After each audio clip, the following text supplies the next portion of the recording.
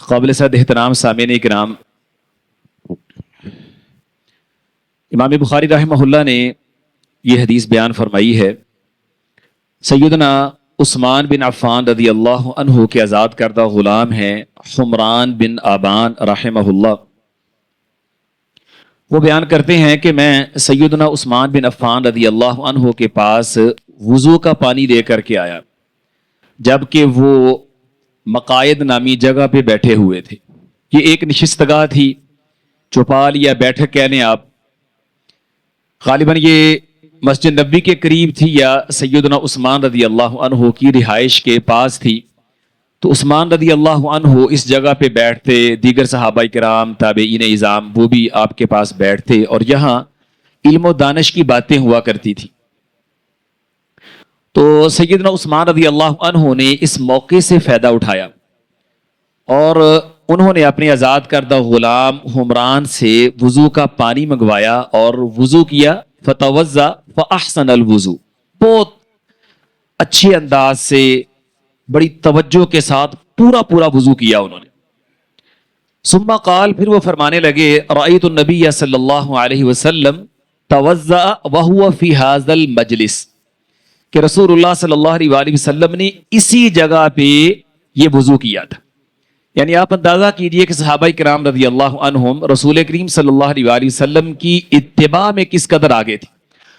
ان کی خواہش اور کوشش یہ ہوتی تھی کہ رسول کریم صلی اللہ علیہ وآلہ وسلم نے جس طرح، جس جگہ، جس انداز میں جیسے کام کیا ویسے کریں، اور بطور خاص آپ کے دوہرے داماد سیدنا عثمان بن عفان رضی اللہ عنہ کہ وہ آپ کی اتباع و پیروی میں کس قدر آگے تھے۔ اس وقت وہ خلیفہ ہیں، دوست احباب کے ساتھ موجود ہیں، اور انہوں نے اس مقام پہ رسول کریم صلی اللہ علیہ وآلہ وسلم کا ایک عمل دیکھا ہے، تو وہ اپنے دوستوں کے ساتھ اس کو شیئر کر رہے ہیں، دہرا رہے ہیں، ٹھیک ہے۔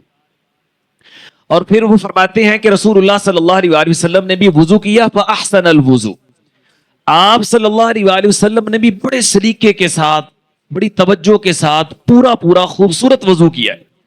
ثم قال، یہ آپ نے وضو کر کے پھر آپ نے فرمایا، من توضأ مثل هذا الوضو، جس نے اس طرح کا وضو کیا جیسے میں نے کیا ہے۔ بعض روایات کے اندر یہ تفصیل ہے کہ آپ نے وہ وضو کیسے کیا، پانی منگوایا، دونوں ہاتھ دھوئے، پھر اس کے بعد آپ نے کلی کی، ناک میں پانی چڑھایا، پھر اس کے بعد پورا چہرہ دھویا، آپ نے داڑھی کا خلال فرمایا، پھر اس کے بعد دونوں بازو کونیوں تک دھوئے، سر کا مسح کیا، پھر دونوں پاؤں ٹخنوں سمیت دھوئے۔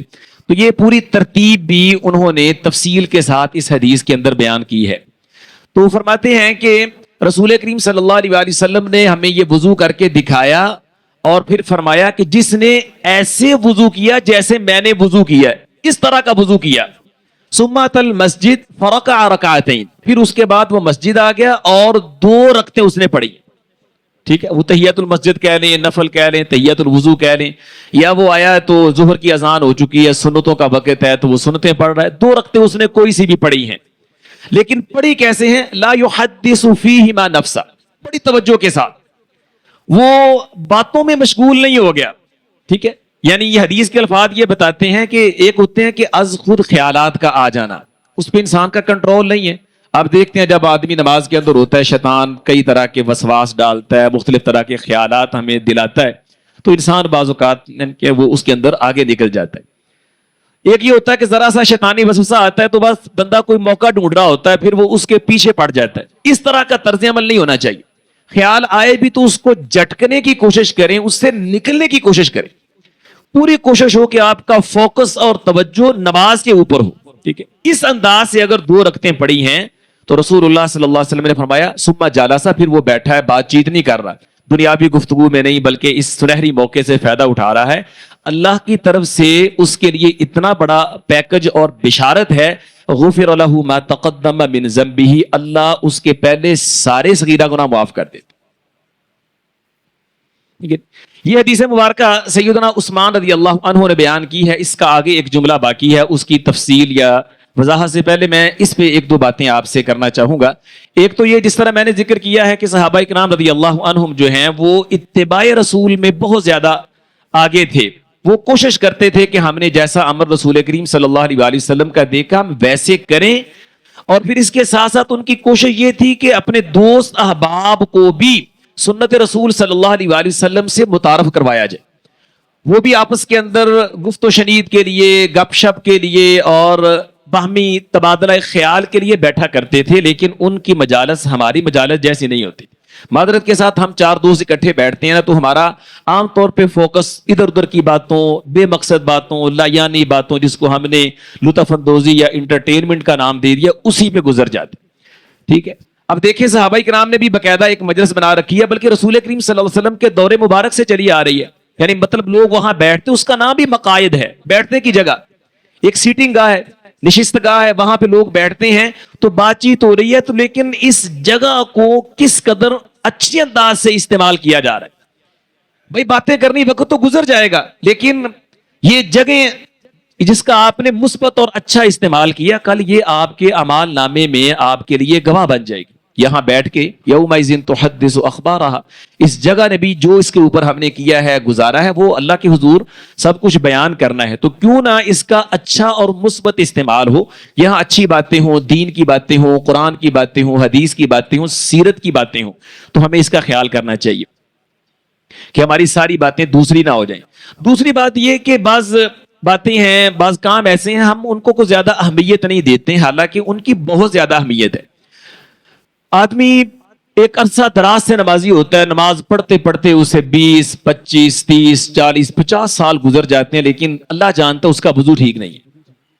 ٹھیک ہے, لوگ سمجھتے بس وضو کی معمولی چیز ہے, بس جیسے تیسے وہ کر لیا. ٹھیک ہے, میں نے کئی پکے نمازیوں کو دیکھا ہے, عرصہ دراز کے نمازیوں کو دیکھا ہے, ان کا وضو دیکھ کے افسوس ہوتا ہے. تو اللہ کے لیے وضو سیکھیے, اس میں کوئی شرم والی بات نہیں ہے, جھجکنے والی بات نہیں ہے. اگر آپ کو تسلی ہے آپ کا وضو ٹھیک ہے, الحمدللہ. اگر نہیں ہے اہل علم سے پوچھیے. ٹھیک ہے, یا یوں بھی کر سکتے ہیں, آپ کسی کو کہیں یار میں وضو کر رہا ہوں, آپ چیک کرو میرا وضو کیسا ہے. حتیٰ کہ صحابہ کرام کے بارے میں آپ دیکھیں کہ ایک صحابی ہیں ابو حمید ساعدی رضی اللہ عنہ, بہت بعد میں مسلمان ہوئے. وہ 11 صحابہ کرام کی مجلس میں بیٹھ کے کہتے ہیں مجھے تم سب سے زیادہ رسول اللہ صلی اللہ علیہ وسلم کی نماز آتی ہے. انہوں نے کہا یار یہ کیسے ہو سکتا ہے, بڑا دعویٰ کر رہے ہو تم, ہم سے بعد میں مسلمان ہوئے ہو, ہم تم سے پہلے مسلمان ہوئے, ہمیں صحبت رسول صلی اللہ علیہ وسلم تم سے زیادہ میسر آئی, اور تم کہہ رہے ہو کہ تمہیں نبی کریم صلی اللہ علیہ وآلہ وسلم کی نماز ہم سے زیادہ آتی ہے. تو انہوں نے کہا اس میں بحث والی کون سی بات ہے, ٹھیک ہے میں آپ کو پڑھ کے دکھا دیتا ہوں. ٹھیک ہے, تو انہوں نے کہا ٹھیک ہے پڑھ کے دکھائیں. تو انہوں نے وہ پڑھ کے دکھائی. پھر 11 صحابہ کرام رضی اللہ عنہم نے گواہی دی کہ واقعتاً رسول اللہ صلی اللہ علیہ وآلہ وسلم کی ایسی نماز تھی. تو آپ بھی ایسا کریں, میں بھی ایسا کروں. ٹھیک ہے, کہ ہم یعنی کہ نا جن کو ہم سمجھتے ہیں کہ یہ لوگ سمجھدار ہیں, دین سے شغف رکھتے ہیں, ان کو دینی معلومات ہیں, ان سے ہم شیئر کریں کہ یار میں یہ کام ایسے کر رہا ہوں, میں دیکھو میرا یہ دعویٰ ہے یا میرا یہ کہنا ہے کہ یہ سنت کے مطابق ہے, میں ایسا کام کر رہا ہوں, تم دیکھو اگر اس میں کوئی چیز خلاف سنت ہے تو ہائی لائٹ کرو, بتاؤ. ٹھیک ہے, اور دوسری بات یہ بھی ہے کہ ہم خود ٹھیک اور نہیں, ٹھیک ہے نا, ہماری ذمہ داری, ہم مسئول ہیں اپنے گھر کی. کبھی اپنی فیملی کو اکٹھا کیجئے, اپنی بیٹیوں کو, بیٹوں کو, ٹھیک ہے, ان کو بٹھا کر کے آپ وضو کر کے دکھائیے ان کو کہ بیٹا رسول کریم صلی اللہ علیہ وسلم نے صحابہ کرام کو وضو کر کے دکھایا.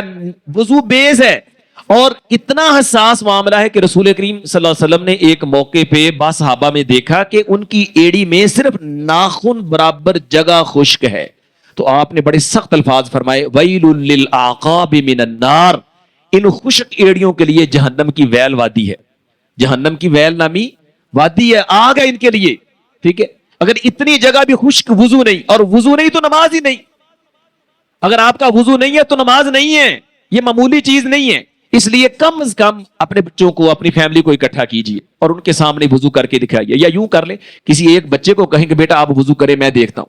ٹھیک ہے, اور اس کو باقی احباب کو کہیے وہ سارے اس کے وضو پہ نظر رکھیں. ٹھیک ہے, تاکہ وہ اچھی طرح دیکھے. جہاں وہ مسٹیک کرتا ہے, اسے کمی کوتاہی ہوتی ہے, اس کو بتائیں تاکہ اس کا وضو ٹھیک ہو جائے, اس کا بھی ٹھیک ہو جائے اور دیکھنے والوں کا بھی ٹھیک ہو جائے. اب وضو ٹھیک ہو گیا تو آگے نماز بھی ٹھیک ہوگی. اگر وضو ٹھیک نہیں ہے تو پھر سمجھ لیجئے کہ نماز آپ کی غلط ہوگی, بیس ہی نہیں ہے جب. ٹھیک ہے, تو اس لیے معمولی چیز نہیں ہے. صحابہ کرام رضی اللہ عنہم نے, حالانکہ وہاں پڑھے لکھے لوگ تھے, آپ تصور کیجئے وہ علم کا دور تھا, فہم کا دور تھا, اس کے باوجود صحابہ یہ التزام اور اہتمام کر رہے ہیں کہ لوگوں کو وضو کر کے دکھا رہے ہیں. آج کا اس دور کا کوئی تقابل ہی نہیں بلا. ٹھیک ہے, جتنی جہالت ہو گئی ہے، لا علمی ہو گئی ہے، دین سے بیزاری اور دوری ہو گئی، آج تو بہت زیادہ ضرورت ہے اس کی۔ تو اللہ کے لیے یہ کام کرنے والا ہے، اس کو لوگوں میں، دوست احباب میں بھی شیئر کیجئے، ان کو کہیے، خود آپ وضو کر کے دکھائیے، کسی کو کہیے وہ آپ کو وضو کر کے دکھائے، اپنی فیملی کے اندر اس کا اہتمام کیجئے۔ اور پھر رسول کریم صلی اللہ علیہ وسلم نے اس پہ جو ایک بشارت بیان فرمائی ہے، اس کی کچھ شرائط ہیں۔ یہ گناہ جو آپ نے فرمایا سارے اللہ بخش دے گا، وہ صغیرہ گناہ ہے، کیونکہ بعض روایات کے اندر یہ ساتھ بھی ہے کہ مجتنب الکبائر۔ دو شرطیں، ایک تو اس حدیث کے اندر یہ ہے کہ اس انداز سے وہ 2 رکعتیں پڑھے گا کہ توجہ نماز میں ہوگی، وہ اپنے آپ سے باتیں نہیں کرے گا، خیالات میں ڈوبا نہیں رہے گا، توجہ ہوگی۔ اگر اس کا مطلب ہے کہ وہ خیالات میں ڈوبا ہوا ہے، وہ نماز شروع کی اپنی دکان پہ، گھر میں، کاروبار میں، دوست احباب میں پہنچ گیا، تو پھر اس کے لیے یہ بشارت نہیں ہے۔ اور دوسری بات آپ نے فرمائی مجتنب الکبائر، ساتھ وہ کبیرہ گناہوں سے بچے، کبیرہ گناہوں سے بچے گا تو صغیرہ اللہ معاف کر دیں گے۔ دیگر روایات سے یہی سمجھ آتی ہے کہ یہ جو بشارت ہے یہ صغیرہ گناہوں سے متعلق ہے، کیونکہ آپ نے ایک تو کبیرہ گناہوں کی شرط لگا دی ہے، اور دوسرا ساتھ یہ بھی ہے کہ دیگر روایات سے ہمیں معلوم ہوتا ہے کہ کبیرہ گناہ جو ہیں وہ توبہ و استغفار سے معاف ہوتے ہیں، اور خاص طور پہ جو حقوق العباد ہیں وہ جب تک متعلقہ لوگوں سے معاف نہ کروائے جائیں تو وہ معاف نہیں ہوتے۔ اب اس حدیث کے اندر آخری جو بات ہے وہ کر کے پھر میں اپنی گفتگو ختم کروں گا۔ یہ بات آپ نے بیان کر کے نا، رسول کریم صلی اللہ علیہ وسلم نے آخر میں فرمایا لا تغتروا، یہ بڑی اہم بات ہے، فرمایا آپ دھوکے کا شکار نہ ہو جانا، غرور میں نہ آ جانا کہ اچھا میں نے وضو کیا اور پھر اس کے بعد میں 2 رکعتیں میں نے پڑھی اور مسجد میں بیٹھا رہا، اب میرے سارے گناہ تو گئے بخشے، اب اللہ اللہ خیر صلی اللہ، اب میں دودھ سے دھل گیا، ٹھیک ہے۔ اور وہ اپنے آپ میں تعجب کا شکار ہو، جو بڑا میں نے مار لیا، سارے گناہ میرے معاف ہو گیا، اب میں جو مرضی کرتا رہوں، وہ گناہوں پہ جری اور دلیر ہو جائے، نہیں ایسا نہیں، ٹھیک ہے، بلکہ اس اپنے آپ کی حفاظت کرے اور اس کے بعد بھی نیکیوں کا تسلسل جاری رکھے۔ اللہ معاف فرمائے، آج یعنی کہ نا ہم اس حوالے سے نا، یہ کیمرہ آنے کی وجہ سے، موبائل کے اندر یعنی بہترین کیمرہ آنے کی وجہ سے نا، ہماری عبادات جو ہیں وہ خود پسندی کا شکار ہو گئی ہیں۔ بہت سے لوگ ایسے ہیں نام عبادت کر رہے ہیں، باقاعدہ یہ ویڈیو خود بنا رہے ہیں یا بنائی جا رہی ہے، ٹھیک ہے، وہ خود یعنی کہ نا اپنے آپ پہ سمجھتے بہت ماشاءاللہ کمال کر دی میں نے۔ ابھی یہ آپ حج کا سیزن ختم ہوا ہے، بہت سی ویڈیوز ایسی دیکھنے کو ملی، خانہ کعبہ کا طواف ہو رہا ہے اور اس کی ویڈیو بنائی جا رہی ہے، اللہ کے گھر کے پاس کھڑی ہو کر کے مناجات ہو رہی ہیں، ویڈیو بن رہی ہے، اس کو شیئر کیا جا رہا ہے۔ بھائی یہ معمولی گناہ نہیں ہے، یہ آدمی اپنے آپ کو دھوکہ دے رہا ہے، عجب کا شکار ہے، بیڑا غرق ہو گیا اس عبادت کا۔ رسول کریم صلی اللہ علیہ وسلم کی صحیح حدیث ہے، مسند احمد کے اندر امام احمد رحمہ اللہ نے بیان کیا کہ آپ نے فرمایا کہ کچھ لوگ میری امت کے اندر ایسے آئیں گے، وہ عبادت کریں گے، بڑی خوبصورت عبادت کریں گے، اور لوگ ان سے تعجب کریں گے، کمال عبادت گزار ہیں، حتیٰ کہ وہ خود بھی عجب کا شکار ہو جائیں گے۔ اور آپ نے فرمایا یمرقون من الدین مروق السہم من الرمیہ، وہ دین سے ایسے نکل جائیں گے جس طرح کمان سے تیر نکل جاتا ہے، ٹھیک ہے۔ اور بلکہ ایک موقع پہ آپ نے فرمایا اگر تم گناہ نہ کرو نا، لَخَشِیتُم مَا هُوَ أَکْبَرُ مِن، مجھے اس سے بڑی بات کا تم سے ڈر ہے، اور وہ ہے العجب، ٹھیک ہے، کہ آدمی خود پسندی کا شکار ہو جائے، میں نے بڑا مار لیا، یہ کر لیا، وہ کر لیا۔ تو واللہ آج کا جو ہم دور گزار رہے ہیں اس میں یہ چیز بڑی دیکھنے کو مل رہی ہے کہ لوگ کام تو کر رہے ہیں، کتنے افسوس کی بات ہے، ایک تو بے روزگار ہے نا، اس کے بھی تو افسوس ہے کہ روزگار بندے کے پاس وہ کمائی کر کے اپنی کمائی کا ستیہ ناز کر دے، اس سے زیادہ قابل رحم کوئی ہو سکتا ہے؟ یہ ویڈیوز بنا کر کے اپنی عبادات کو شیئر کرنا اور پھر اس پہ یعنی کہ نا اچھے جذبات کا اظہار کرنا، لوگوں سے کمنٹس کی توقع کرنا، ہم محنت کر کے اپنے ہاتھوں ضائع کر رہے ہیں، اللہ کے مجرم بن رہے ہیں۔ تو اللہ کے لیے اس عجب سے بھی نکلیے، عبادت آپ اللہ کے لیے کر رہے ہیں، اس کو چھپائیں اور ایسے شیئر نہ کیجیے۔ اللہ مجھے اور آپ کو عمل کی توفیق دے، وما علیہ الا البلاغ۔